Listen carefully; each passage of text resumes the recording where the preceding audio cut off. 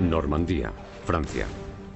Un mes después del día D, un regimiento canadiense se enfrenta a una infame unidad Panzer de las SS, a la que acusan de horribles crímenes de guerra. Los canadienses y la 12ª Unidad Juventudes Hitlerianas de las SS se habían estado enfrentando desde el 7 de junio, así que mantenían una batalla privada muy violenta.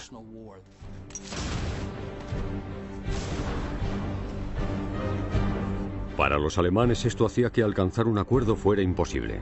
Había dos opciones, victoria o muerte.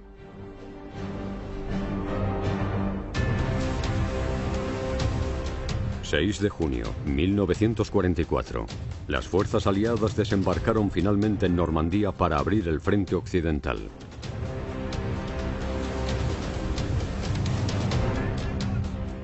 Pero los fanáticos y reaccionarios nazis continuaron luchando sin tregua para sobrevivir. El día D era una batalla. Los aliados todavía tenían que ganar la guerra. Del día D a Berlín, la última batalla de Hitler. Furia Panzer.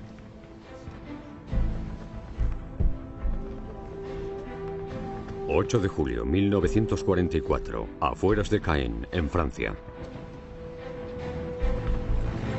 Los canadienses de la Reserva de Infantería Regina Rifles se preparan para ayudar a liberar la ciudad francesa. Exploraron cómo avanzar hasta su objetivo en la zona noroeste. Y no les gustó lo que vieron. Era muy llano, había pocos lugares para ocultarse. El coronel lugarteniente Foster Mattenson trajo a los comandantes de su compañía, el comandante en funciones Gordon Brown, el comandante Eric Syme y el comandante Stuart Tabb, para encontrar la mejor manera de avanzar.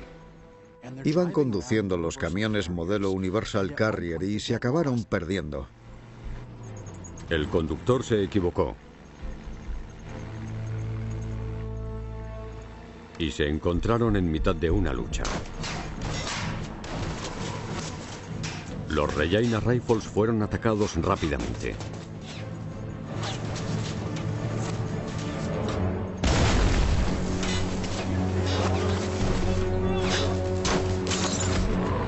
Dispararon y mataron a uno de los conductores. Los pasajeros se agacharon para cubrirse.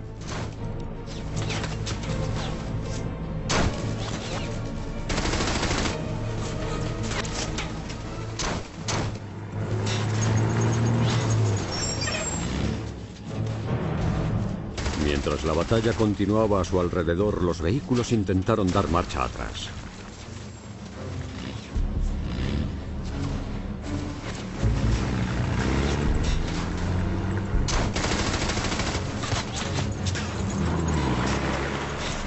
En el caos de la batalla, los camiones se retiraron y dejaron a los oficiales atrás. Acabó siendo otro impedimento en la lucha por Caen. A solo 20 kilómetros de la costa, las fuerzas aliadas habían planeado tomar la ciudad del día D. Pero más de un mes después, el objetivo demostró ser mucho más escurridizo de lo que pensaban. Ambos lados entendían que la toma de Caen era crucial para continuar por el resto del país, que si podían tomar Caen, podían entrar en el resto de Francia. 860.000 soldados aliados estaban atascados en el cabo de playa de Normandía. Los aliados necesitaban que sus ejércitos entraran en Francia para luego dirigirse hacia el este, hacia París. Caen era un cruce de carreteras y de ferrocarriles crucial. Los alemanes entendían que si podían defender Caen, podían frenar el avance de los aliados. Eran divisiones blindadas que tenían cientos de tanques. Necesitaban carreteras buenas, así que iban a pasar por Caen para atacar a los aliados que estaban en las playas y que por supuesto eran muy vulnerables. Los Regina Rifles habían llegado a una batalla entre la 12ª División Panzer de las SS y otras fuerzas canadienses. Esta no era la primera vez que los Rifles se habían encontrado con la 12ª de las SS, un mes antes, el día después del día D. Los Rifles habían tomado la ciudad de Bretteville, que no está lejos. Los Rifles soportaron 4 contraataques de la 12ª División Panzer. Derribaron a 152 alemanes Destruyeron 6 tanques para defender la ciudad y su unidad ganó una condecoración. Ya que no contaban con la ventaja, los camiones escaparon con desesperación. Los oficiales de los Regina Rifles corrían el peligro de quedarse atrás.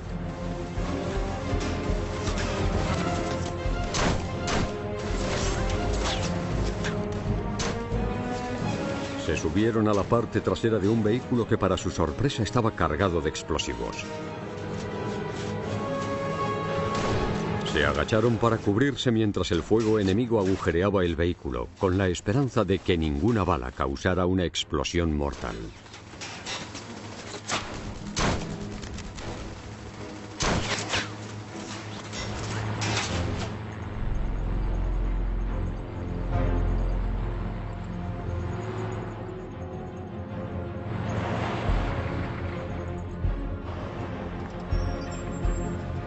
Tras abandonar el lugar de la batalla, los oficiales se colocaron en sus posiciones para el reconocimiento en el pueblo cercano de Oti. Unas horas antes, el general Montgomery había iniciado la operación Charmwood, el segundo intento del ejército británico de tomar Caen.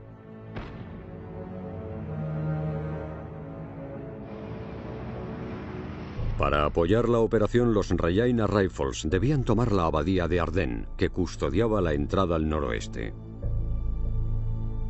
Un alto muro de piedra rodeaba la iglesia del siglo XII y los edificios adjuntos. Era una fortaleza de piedra.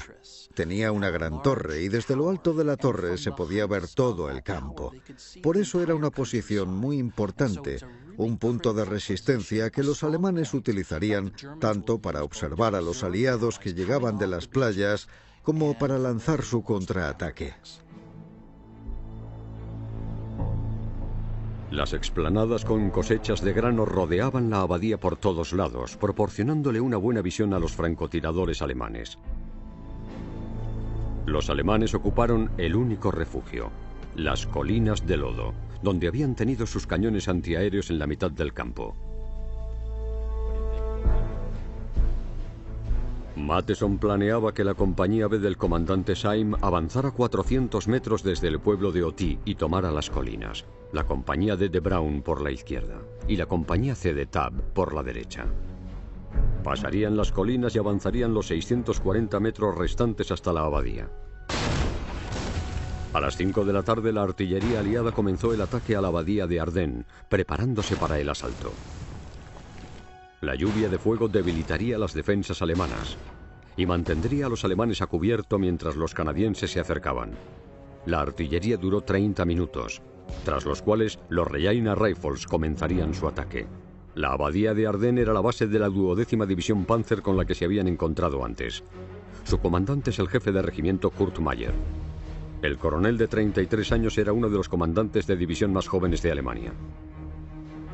Kurt Meyer era un oficial muy valiente, pero al mismo tiempo también era muy despiadado. Estaba convencido de la causa nazi y tenía la determinación de inculcar esta ideología a sus hombres. La división Panzer de Meyer estaba compuesta de antiguos miembros de las juventudes hitlerianas. El infame grupo para jóvenes nazis crió a una generación de niños alemanes para que creyeran en la superioridad aria. Para los líderes de las SS, la 12ª Unidad Panzer Juventudes Hitlerianas era una especie de símbolo de la siguiente generación del nazismo. La división Panzer de Meyer soportó el tiroteo tras los muros de la abadía. El edificio principal en sí estaba demasiado expuesto al fuego de la artillería aliada o a los bombardeos aéreos de los aliados. Así que situó su base en un edificio secundario en el sótano para estar protegido.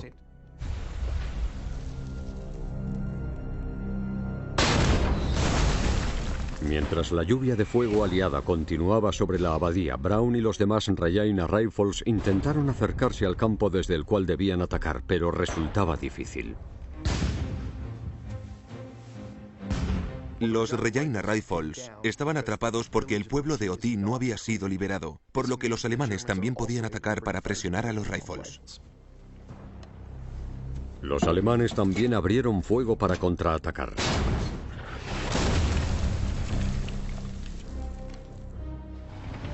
Varios tanques aliados se colocaron cerca.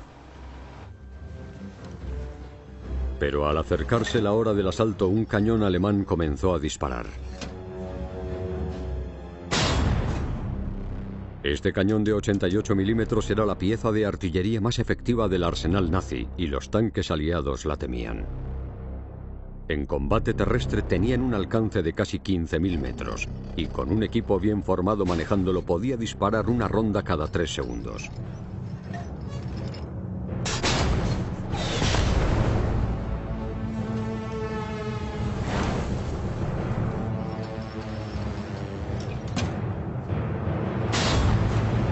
El cañón destruyó enseguida 3 tanques Sherman.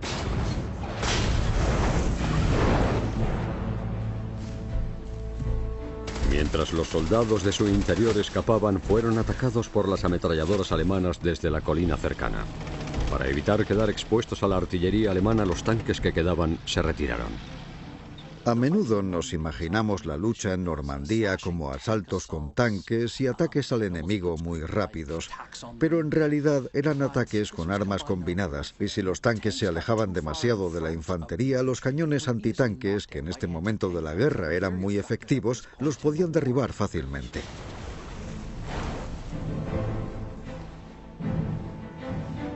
Al retirarse los tanques que les apoyaban, las 3 compañías de los Rajaina Rifles quedaron atrapadas al descubierto. El ataque alemán continuaba.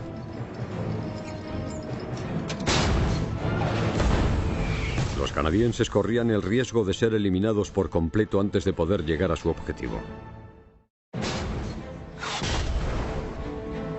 8 de julio, 1944. La artillería alemana atacó la posición de los Rajaina Rifles mientras se preparaban para atacar la abadía de Ardennes, que bloqueaba su entrada a la ciudad francesa de Caen.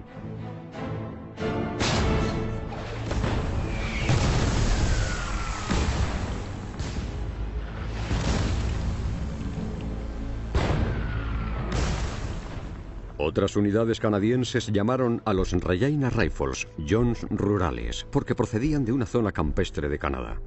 Obviamente lo de los Jones rurales lo decían para burlarse, pero lo de Jones les hizo gracia. Quitaron la parte de rurales y lo adoptaron con orgullo.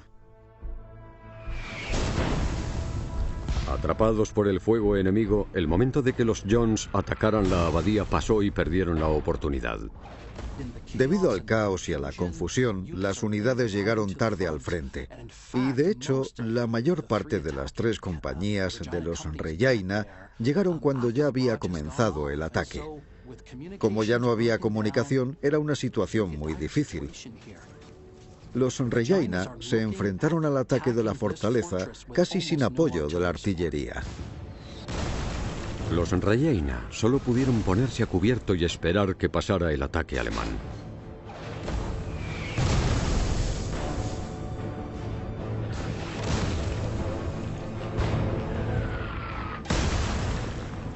Cuando terminó, el comandante Gordon Brown y los otros oficiales se apresuraron para organizar a sus hombres.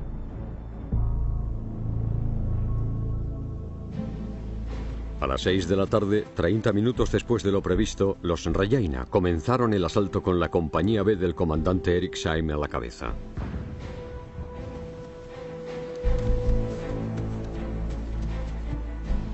Los alemanes habían aprovechado el tiempo. Durante la pausa, los defensores alemanes pudieron reagruparse y apuntar las ametralladoras, apuntar los cañones antitanques. Y eso es el peor escenario para cualquier ejército. Cuando las 3 compañías de los Rajaina comenzaron a avanzar, la compañía B debía avanzar 400 metros desde el pueblo y tomar la colina, la única zona a cubierto en el campo.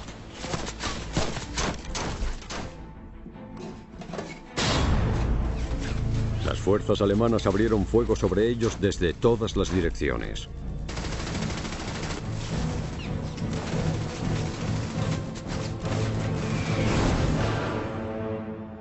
Creían que Caen era tan importante que el mariscal de campo Erwin Rommel asignó unidades de élite para defenderla. Rommel supervisó la defensa de Normandía y había invertido mucho en la muralla del Atlántico. Era una serie de búnkeres, fortificaciones, posiciones defensivas por las costas de Francia, Bélgica, los Países Bajos, Dinamarca y Noruega. Se supone que iba a prevenir una invasión aliada. Según su experiencia con los aliados en el norte de África, Rommel sabía que los tanques alemanes eran vulnerables a la superioridad aérea aliada. Rommel pensaba que había que derrotar a los aliados en las playas durante las primeras horas de las invasiones. Como los alemanes no lo consiguieron el día D, la lucha se hizo más desesperada. Los alemanes seguían determinados a luchar, porque pensaban que si los aliados ganaban la guerra, el pueblo alemán sería aniquilado. Esto era especialmente cierto en los líderes militares alemanes como Kurt Meyer, comandante de la 12ª División Panzer que había tomado la abadía. Creían que la guerra debían lucharla de la manera más feroz, porque era una lucha por su supervivencia. Meyer ya se había encontrado antes con unidades canadienses. Los canadienses y la 12ª Juventudes Hitlerianas de las SS se habían enfrentado desde el 7 de junio y hubo batallas muy feroces por todo el frente.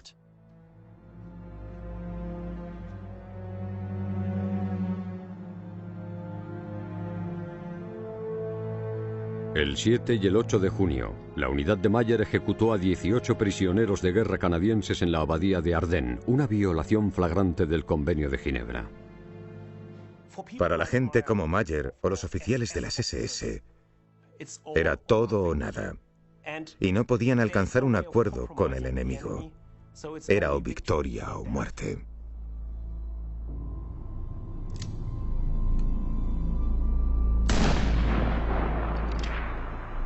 Entonces, la 12ª Juventudes Hitlerianas de las SS creyó que si eran capturados o si se rendían ante los canadienses serían ejecutados en represalia. Así que los canadienses y la 12ª de las SS mantuvieron una batalla privada muy violenta.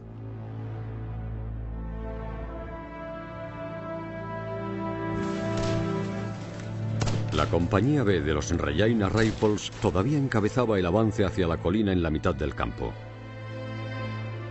Al enfrentarse a la lluvia de fuego, la compañía B tenía que correr o arrastrarse a tramos cortos para evitar ser alcanzados.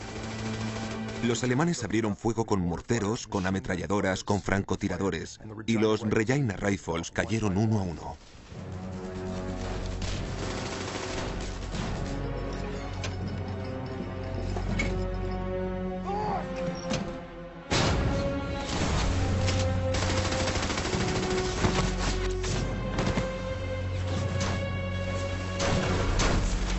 Mientras avanzaban poco a poco, la compañía sufrió grandes pérdidas. No hay una forma fácil de eliminar una ametralladora. Las ametralladoras disparan 500 balas por minuto, con forma de arco. Tienes que sacrificar soldados para neutralizarla.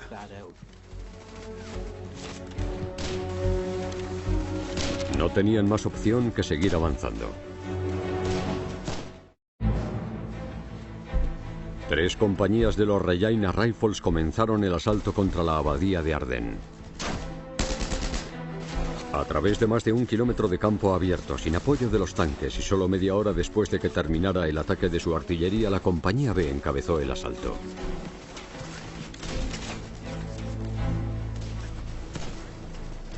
La compañía B avanzó lentamente e iban cubriéndose con lo que podían. Pero no tenían muchas opciones, por lo que tenían que ir agachados. Tenían que permanecer en el suelo. Tenían que intentar quedarse donde no les vieran los francotiradores alemanes. Así que fue un proceso muy lento y que causó muchas bajas porque cada vez que se levantaban, les disparaban. Las bajas seguían aumentando y las semanas de esfuerzo también se cobraron su peaje. Estaban muy debilitados en aquel momento. Habían perdido muchos soldados en batalla durante el primer mes en Normandía.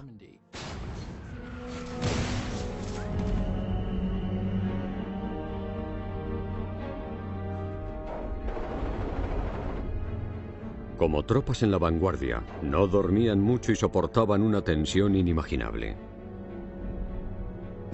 No cabe duda de que la falta de sueño y el enfrentamiento continuo con el enemigo, combinados, agotarían a cualquiera. Habían sido 4 semanas de combate constante. A medida que luchaban contra el enemigo alemán, a medida que se acercaban a la abadía, se iban desmoronando. Algunos estaban en estado catatónico y no podían ni moverse.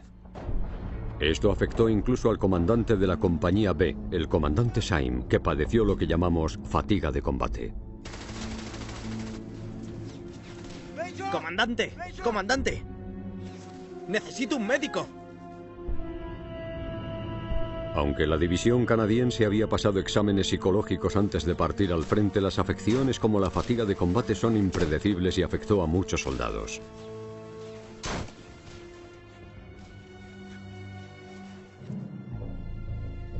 A finales de julio de 1944, la fatiga de combate comprendía un 25% de todas las heridas no mortales de los aliados. Tras el día D, grupos de los ejércitos británicos y canadienses establecieron centros en primera línea de combate para tratar la fatiga. El tratamiento era sencillo: tranquilizantes y sueño. Querían tratarlos rápidamente de manera efectiva porque querían que regresaran al frente.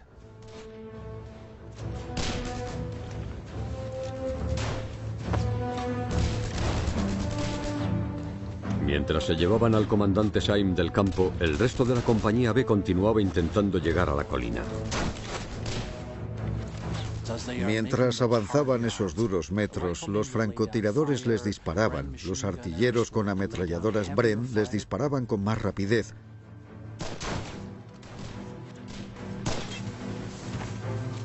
Lo que hicieron para neutralizar esas ametralladoras fue usar granadas en su mayor parte.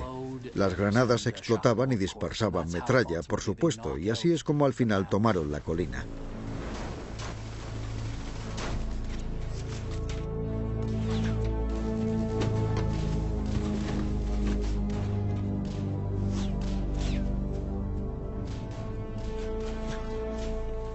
Los alemanes se vieron obligados a retirarse a la abadía.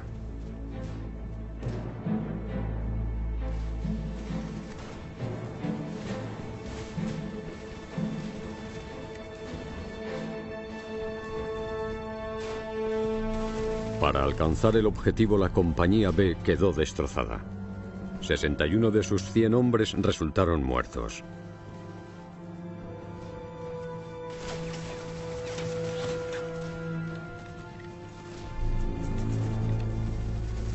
Cuando los canadienses tomaron el control de la colina, finalmente la compañía C y la D continuaron avanzando y pasaron a través de lo que quedaba de la compañía D. Desde esa posición, la compañía B podía disparar para cubrir a las otras dos compañías. Tenían a la compañía D a la izquierda y a la compañía C a la derecha. Y el fuego de cobertura de la compañía B era muy importante, porque permitía que el resto de las tropas avanzaran poco a poco. La idea era: alguien abre fuego y alguien se mueve.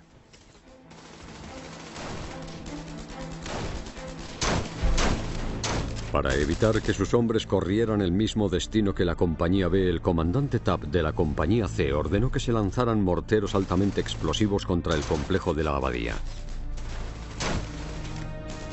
Esperaba que la distracción proporcionara a sus hombres la cobertura que tanto necesitaban.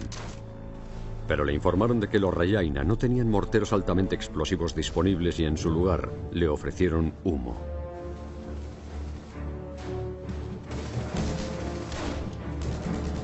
Funcionó un rato, hasta que empezó a hacer viento. Entonces quedaron totalmente expuestos al fuego alemán. Se convirtió en un infierno.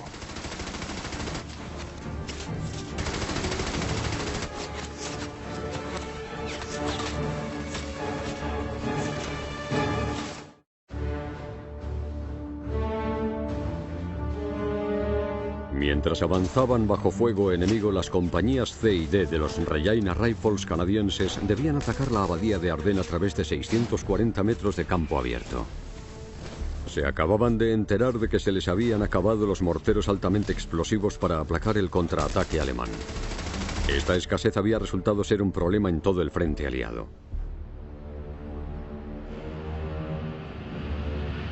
Tres semanas antes, una gran tormenta azotó la costa de Normandía. 800 barcos y botes quedaron varados, dañados o destruidos el 19 de julio, lo cual debilitó aún más la línea de provisiones aliadas que ya sufrían a causa de la falta de un puerto de agua profunda. Todas las unidades tenían que soportarlo como pudieran. Avanzar a campo abierto sería un suicidio. Así que los Regina dispersaron humo para cubrir su avance. Una vez más, el comandante en funciones Gordon Brown y la compañía D avanzaron por el flanco izquierdo.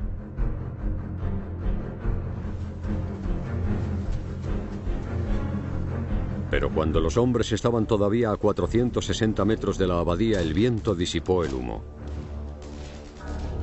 Las compañías quedaron expuestas y los alemanes tenían objetivos claros.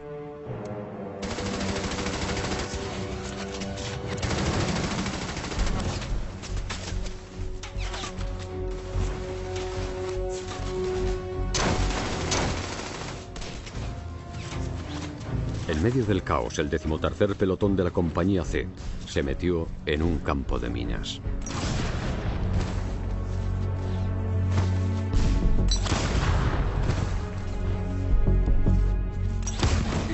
No sabes por dónde pisar. Las colocan por distintos motivos, para provocar bajas y para frenar el avance. El campo de minas creó un campo de tiro. Los que manejaban las ametralladoras atacaron al grupo aislado de soldados que quedó atrapado a mitad de camino, sin saber dónde pisar. Al aumentar las bajas, el comandante Tabb entró en el campo de minas para ayudar a sacar a sus hombres. Tabb sucumbió a los disparos de las ametralladoras alemanas. Su segundo al mando se adelantó para ayudar y fue alcanzado. El tercero al mando de la compañía C resultó herido momentos después. Acabar con los líderes del enemigo es una antigua estrategia militar. Es una técnica que usan los aliados y los alemanes. Los francotiradores apuntaban a los comandantes, a los lugartenientes o a los capitanes para intentar decapitar la unidad.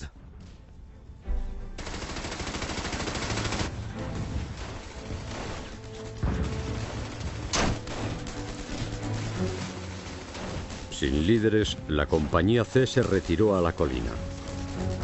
Habían perdido a 85 hombres de 106. El objetivo oficial del general Bernard Montgomery en Caen era atraer a las tropas alemanas para matar, herir o capturar a tantos como fuera posible. Una guerra de desgaste, pero la campaña para capturar Caen resultó costosa para todos los implicados.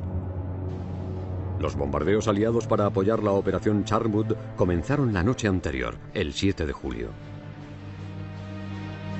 Más de 460 aviones dejaron caer 6.000 bombas en la ciudad. Aunque el bombardeo mejoró la moral de los soldados aliados, el impacto estratégico en las tropas alemanas fue mínimo. Los escombros resultantes obstaculizaron el avance de los aliados y la retirada de los alemanes. También tuvo un impacto entre la población civil de Francia, porque murieron civiles franceses y esto influyó de forma negativa en la visión de la población francesa de los aliados.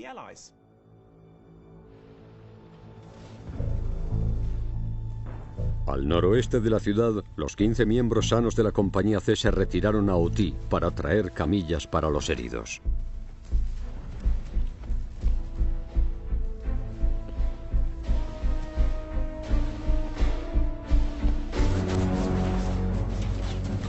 Casi 3 horas después de comenzar el ataque a la abadía de Ardennes, la compañía D de Gordon Brown era la única de los Regina Rifles que seguía luchando.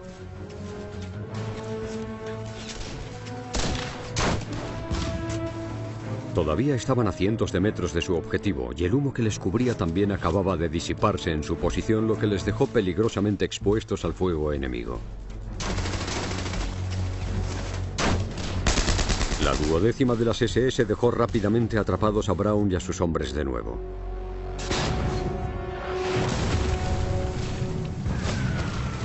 Varios de los Regina resultaron heridos.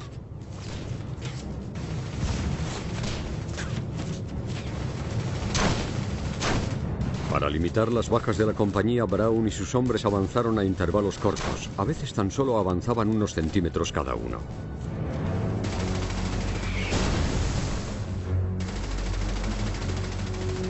Las Las tropas alemanas en la abadía tenían el arma ideal para evitar que Braun alcanzara su objetivo. La MG-42 es probablemente la mejor ametralladora de la Segunda Guerra Mundial. A 1200 disparos por minuto su velocidad superaba a la de las ametralladoras aliadas más parecidas. Ligera, fiable y fácil de utilizar, las MG-42 tenían un alcance de casi 1 kilómetro.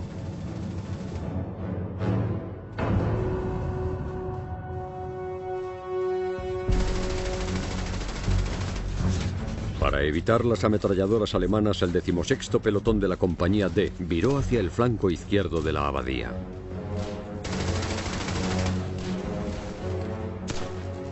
El resto de los Regina Rifles continuaba el asalto al frente. Pero a las 9 en punto, un mensajero informó al comandante en funciones Gordon Brown que el 16º pelotón había desaparecido.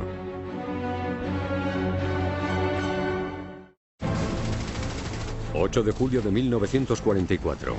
Anochecía, y los Regina Rifles continuaban su asalto a la abadía de Ardennes, una posición fortificada que controlaba el acceso a la ciudad francesa de Caen. Al tener noticias de que algunos de sus hombres habían desaparecido y sabiendo que los necesitaba a todos para tomar la abadía, el comandante en funciones, Gordon Brown, salió en busca del 16º pelotón. Al buscar en el campo de batalla, descubrió algo perturbador.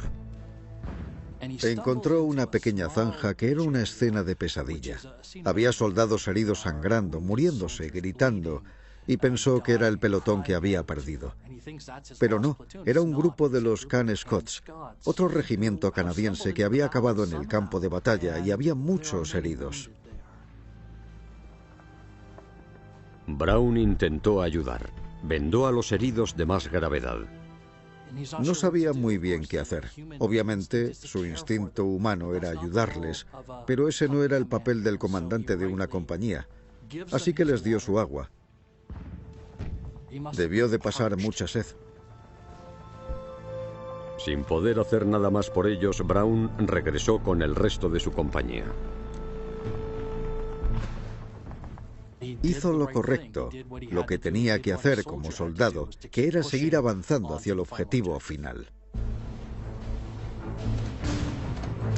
Cuando regresó, Brown se encontró a la compañía D en el fragor de la batalla. La compañía D estaba desplegada por el campo de batalla. Se enfrentaban a una fortaleza de piedra, y los alemanes les disparaban sin parar. Me sorprende mucho cómo pudieron seguir avanzando. Cargaron valientemente contra los muros de la abadía. Sí que pidieron más humo, y el humo es muy efectivo. Oscureció el frente durante unos minutos que eran muy necesarios.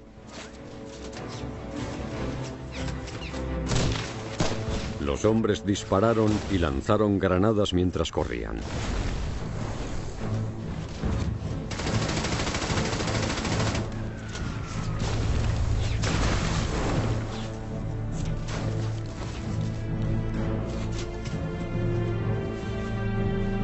Su valentía obtuvo recompensa. A las 10 de la noche en punto, la compañía D llegó a los muros de la abadía. Como los Regina Rifles se acercaban y el coronel Kurt Meyer había planeado proteger sus fuerzas para el combate, pidió permiso para retirarse. Y le contestaron que no. No hay retirada. La forma de pensar de los líderes alemanes era: ¿dónde terminará la retirada? Pero Meyer se retiró de todas formas, y luego dijo que sabía que no podían defender Caen. Las órdenes de Hitler de defender la ciudad hasta la última bala significaría el sacrificio innecesario e inútil de sus hombres. Así que la lucha desesperada del 8 de julio era para ganar tiempo para evacuar a los soldados heridos de Meyer al amparo de la oscuridad. Crearon un plan para retrasar la toma de la abadía y que a los canadienses les resultara lo más difícil posible.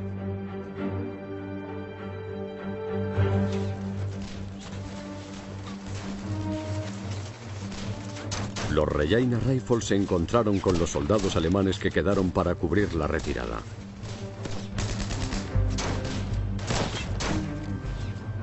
Lanzaron un último ataque y encontraron la manera de entrar en esa fortaleza y expulsar a los alemanes.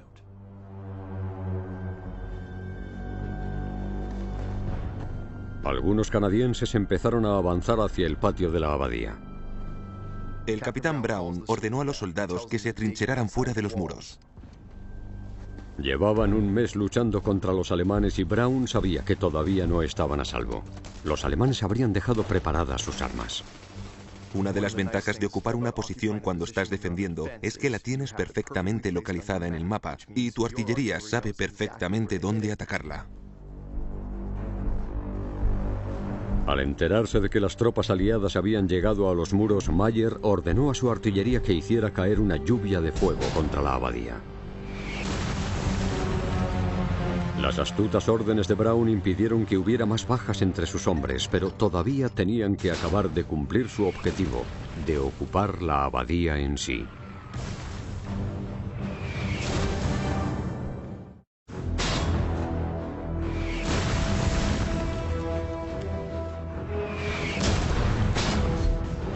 El denso tiroteo alemán impidió que el comandante en funciones Gordon Brown y el resto de la compañía D de los Regina Rifles tomaran la abadía de Ardennes por completo.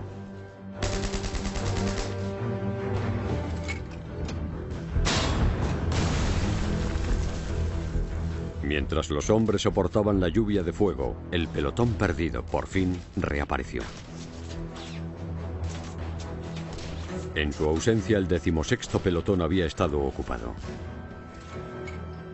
El 16º pelotón consiguió algo bastante extraordinario.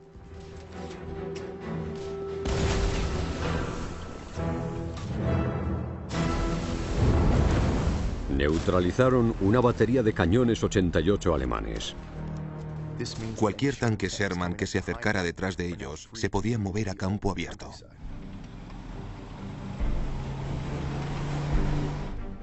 La reaparición del pelotón aumentó el número de efectivos de la compañía a 70 soldados, pero Brown sabía que necesitaba más hombres y quería tomar y ocupar la abadía.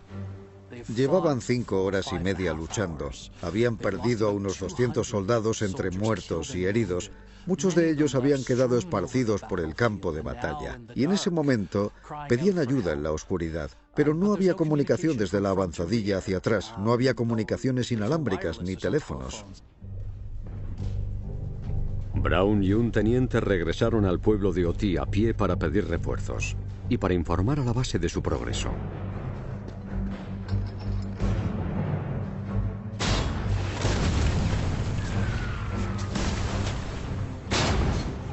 Pero en el camino, los dos hombres fueron atacados con fuego de mortero.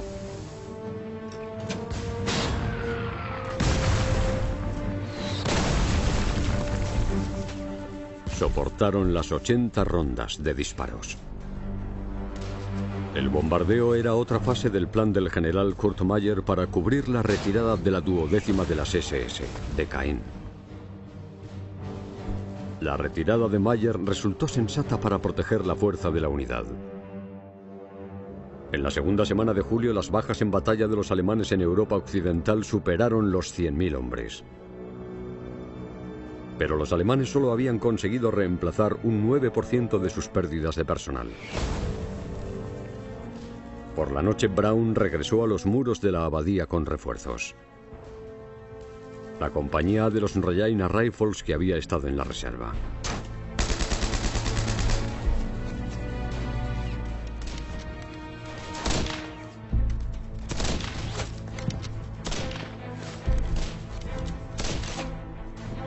En la madrugada del 9 de julio cesó el fuego alemán.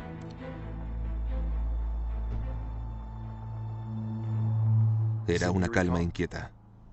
No puedo imaginarme cómo sería mirar a tu alrededor y que no haya balas zumbando, y no escuchar rondas de artillería explotar a tu alrededor, y de repente darse cuenta de que durante unos breves momentos hay un poco de calma.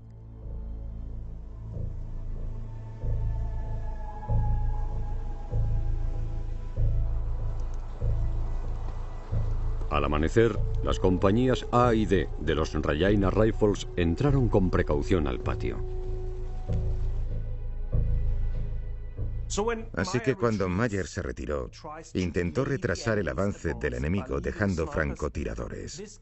Esto les dio tiempo a sus tropas para retirarse de forma ordenada. Con francotiradores y trampas, el enemigo no se siente a salvo. No sabe dónde está el enemigo, de dónde viene, así que tiene que ir con mucho cuidado al avanzar. Hasta media tarde estuvieron neutralizando a los francotiradores alemanes de la abadía.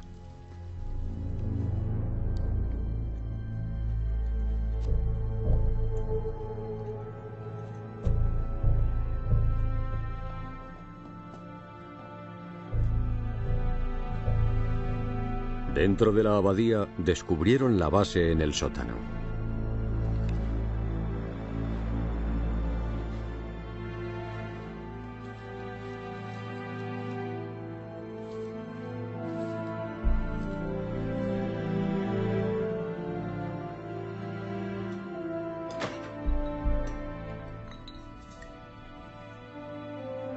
El capitán Brown estaba más que agotado. Más tarde comentaría que estaba casi delirando, que tenía alucinaciones.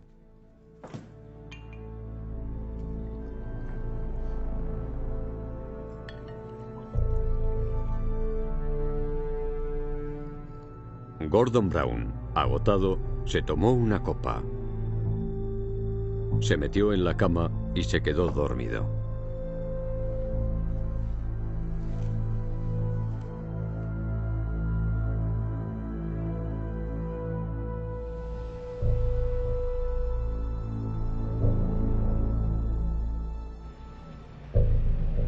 Los aliados tomaron la parte oeste de Caen sobre el río Orne la tarde del 9 de julio.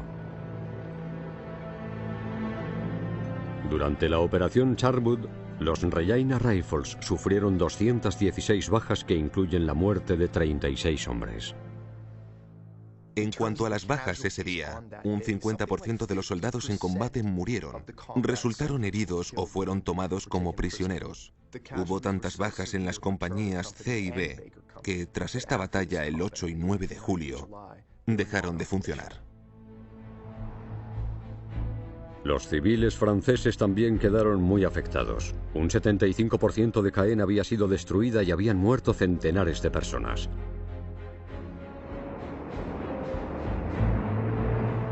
Tras la guerra, el coronel Kurt Mayer fue a juicio por crímenes de guerra, debido a su papel en la ejecución de los prisioneros de guerra canadienses en la abadía de Ardennes.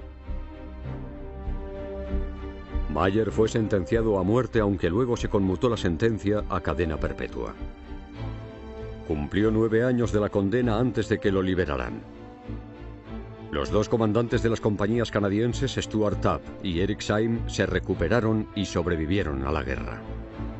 El comandante Tabb fue condecorado con la Orden del Servicio Distinguido por su liderazgo y aplomo ante el fuego enemigo. Gordon Brown continuó sirviendo durante la guerra y fue condecorado con la Orden del Servicio Distinguido por su valentía personal y devoción al deber. Aunque al final tuvo éxito, la toma de Caen confirmó que las victorias aliadas podían ser lentas, y a veces se avanzaba metro a metro. A los aliados les quedó claro que el camino a Berlín no era sencillo. Sería una campaña difícil y sangrienta. Y la guerra en Europa continuó 10 meses más.